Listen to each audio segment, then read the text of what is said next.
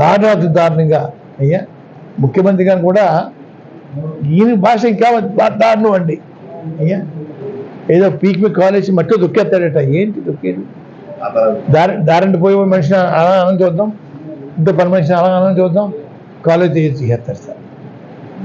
అయ్యా ముఖ్యమంత్రి గారు ఆ విధంగా భాష దారుణమైన భాష తాడేపల్లిగూడ మీటింగ్లో అయ్యా చంద్రబాబు నాయుడు గారి సమక్షంలో మాట్లాడుతుంటే చంద్రబాబు నాయుడు కొంచెం ఏదో వద్దన్నా కూడా రెచ్చిపోతా మాట్లాడుతూ ఉన్నారు. అయ్యా ఒక విషయం అడుగుతాను సార్ ఆయన్ని, పవన్ కళ్యాణ్ గారిని. ఈ పౌరుషం, ఈ కోపం, ఈ పట్టుదల ఆ రోజు హైదరాబాద్లో మీకు అవమానం జరిగినప్పుడు ఏమైపోయాయి? ఆ రోజు హైదరాబాద్లో వీరికి అవమానం ఘోరంగా అవమానం జరిగినప్పుడు ఈ పౌరుషం, ఈ పట్టుదల, ఈ ఆవేశం ఎక్కడ పోయారు అడుగుతా ఉన్నా. అవమానం చేసిన ఇంటికి వెళ్ళి కొంతకాలం కొన్ని సంవత్సరాలకి మళ్ళీ టిఫిన్ తింటామా? ఎంత దారుణం సార్. అటువంటి అవమానం బహుశా సామాన్యులు కూడా జరిగి ఉండదండి. అటువంటి అవమానం జరిగినప్పుడు ఏమి మాట్లాడలేదు ఆ పెద్ద మనిషి. ఈరోజు ఇక్కడ వచ్చేసేసి హైదరాబాద్ కాకుండా మనూరు వచ్చేసేసి ఉన్నది ఒకటి లేదు 10 మాటలు చెప్పేసి ఇంకా ఆయాసపడిపోతూ మాట్లాడుతూ ఉన్నారు.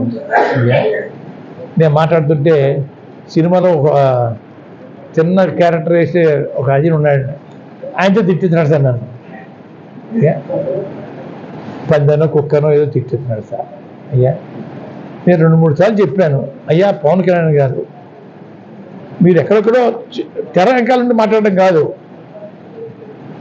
ప్రెస్ మీట్ పెట్టి నన్ను తిట్టండి, నన్ను ప్రశ్నలు అడగండి, అన్నింటికి సమాధానం చెప్తాను. మళ్ళీ నేను అడిగి ప్రశ్న మీరు సమాధానం చెప్పాలి. తెరచాటు ఉండి క్లబ్బులు నడిపితో మీరు మాట్లాడించకండి, సినిమాలో చిన్న పాత్ర వేసేతో మాట్లాడించకండి. దమ్ము ధైర్యం ఉంటే మగవాడు అయితే ప్రెస్ మీట్ పెట్టండి, పెట్టి నన్ను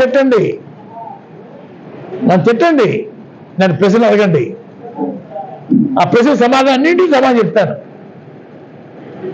మళ్ళీ నేను అడిగే ప్రశ్నలు మీకు సమాధానం చెప్పాలా? అప్పుడు 2-3 సార్లు వారిని కోరానండి మీడియా ద్వారాని. స్పందన లేసారు కదా, బూతులు ఎక్కువ తిప్పుతుంటా ఉన్నారు. కాలవే చెప్పాలి తీర్పు. అయ్యా మన పిఠాపురం ఓటర్లు అమ్ముడైపోయే ఓటర్లుగా వారు ₹1,00,000 ఓటు చొప్పున కొనేస్తారు చంద్రబాబు నాయుడు గారు, జగన్మోహన్ రెడ్డి గారు. కోట్లాది రూపాయలు కుమ్మిలించేస్తాడైనా అని చెప్పి చెప్తూ ఉన్నారు. మనందరం అమ్ముడైపోయే మనుషులాగా వారు మాట్లాడుతూ ఉన్నారండి. ఈరోజు అన్నానికి ఎవరికి లోటు లేదు, అంత అమ్ముడు బతుకు ఎవరికి లేదండి. అయ్యా ఎక్కడో ఒకడో ఇద్దరో ఉంటారు, ముసలుడు పాపం పేదవాళ్ళు ఉంటారు. అయ్యా రెండోదండి, అధికారం ఆ కూటమికి వచ్చేస్తే స్వచ్ఛమైన సారా అందిస్తారటండి. అయ్యా మంచి పథకాలు తీసుకొస్తాను,